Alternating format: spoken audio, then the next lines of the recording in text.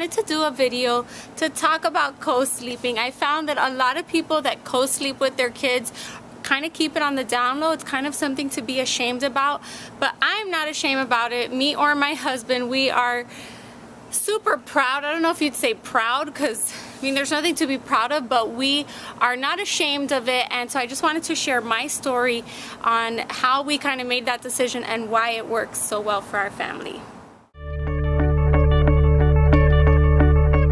So probably one of the best advices that I got when I was pregnant with my first son, maybe I read it in a book or someone told me, but what I read and it stood out to me was that whatever decisions you make in your family, just about anything when you're having your new baby, that you need to do whatever works for you. So I love that, and I always kept that in the back of my mind. But let me first start off by saying that this term co-sleeping, I never even heard about it until I moved here to Memphis. And maybe it was because I wasn't a mom before, but just like especially in the Latin culture, like Los Cubanos, we're not talking about, oh, are you gonna co-sleep? No one's really talking about that. But when I got here to Memphis, it was kind of like a conversation, like, oh, are you gonna put the baby in the crib?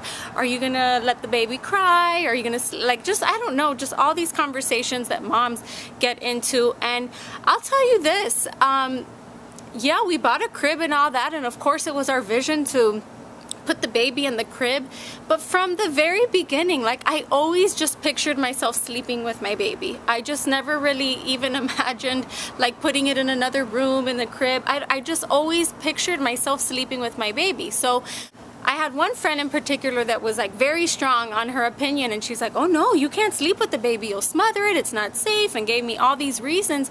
And then all of a sudden I was filled with all this confusion, and I really just didn't know. So what we went ahead and did was bought this like little like bed that you put on your bed, kind of like to protect it. It's like this little like sleeper thing that you put the baby in.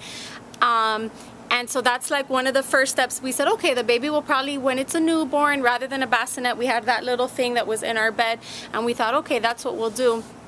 But I'll tell you this, I had to have a C-section, and so right after I had that baby, like, there was no way, I mean, that I could just be moving. And even that little bed thing we bought, I still had to sit up and reach over for the baby, and it was just so painful. And it's funny because I literally could like almost like feel my friend looking down on me in my bed, like, you better not sleep with your baby, but I was so tempted to do it. And finally, after like 3 nights, me and my husband, I was just like, babe, screw it, like, you know, this is more of a hassle, and we just got to do what works for us.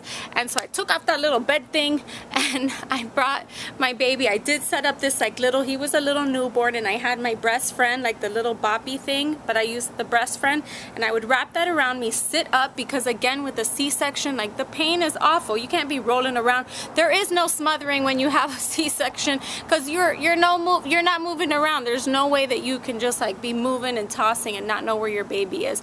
And I don't know about you guys, but I was always aware of where my baby was. So I set up this little contraption with the breast friend as kind of like a guard, and Liam literally like slept on my chest, on my belly, for his whole newborn time. And I absolutely loved it. My husband and I love every second, every part of sleeping with our son. And the reason why it works for us is because he has a very crazy schedule. Sometimes he won't get home till super late, and that bonding that we get in bed together, that's like the only bonding that we actually will have in the whole day. And so we love it. Sometimes my husband works 24-hour shifts and he doesn't even come home, and so the thought to put my son in another room and me alone on a king-size bed, like, no, it just makes no sense to me. And I hope I'm not rambling on, but oh well, I know I'm rambling on, but for me, I want my son there. He's my company, and now that he's older, he is my little snuggle bunny. And I wake up every morning, like, we just literally spoon each other, my legs over his, and I love every part of it. And so if you're happy doing something, why would you change that? So that's just kind of my little like pro co-sleeping. If it works for you and your family, then don't be ashamed of it. You know, we have 5 bedrooms in our house. My husband and I have plenty of rooms and opportunity to have our alone time. that time in the bed with our son is our family time, and so it's really sacred to me. So I am like just all about this sleeping with your baby. I don't know what I'm gonna do when the second baby comes along, but we will cross that bridge when we get there. Just one little last note I want to say about this is that just recently I was like trying to put Liam in his toddler bed and maybe making the transition, just because a lot of moms talk and we find you tend to like want to compare yourself to other people. Oh, that mom just puts the baby in the crib, closes the door, walks away, no problem. Well, Liam's not designed that way, and maybe I could train him to be like that, but I was just kind of miserable. I was trying to like get him out of our bed for like a few weeks, and mainly just because I was comparing myself to other moms. And so I just said, screw it, that's it. I'm gonna stop comparing myself. I am happy with my son in the bed with us. Me and my husband love it. So I'm gonna just stop comparing myself to other people and just embrace it. And I told my friends, if you ever hear me complaining about Liam being in the bed, like just stop me and say, Lily, you love it. And so that's where I'm at with that. So just don't compare yourself, even when it comes to bedtime. Like Liam doesn't have a strict schedule with his bedtime, because we do what works for us. What works for us is sometimes my husband comes home later. I'm not going to be so rigid with bedtime. We're home. I stay at home with him. He doesn't have to wake up early.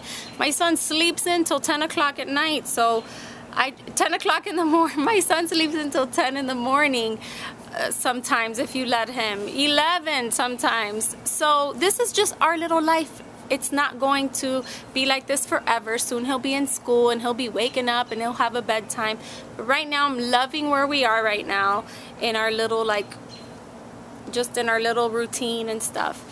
Anyways, I hope if some of you are on the fence or feeling ashamed about co-sleeping, just remember, do whatever works for your family. We certainly do, and we're happy doing it. I hope before you leave a comment, maybe on the more negative side, or stating facts or whatever you want to do, you would just think about what I'm saying, that I'm 100% happy with our decision, and we love, love, love it. So, go co-sleepers!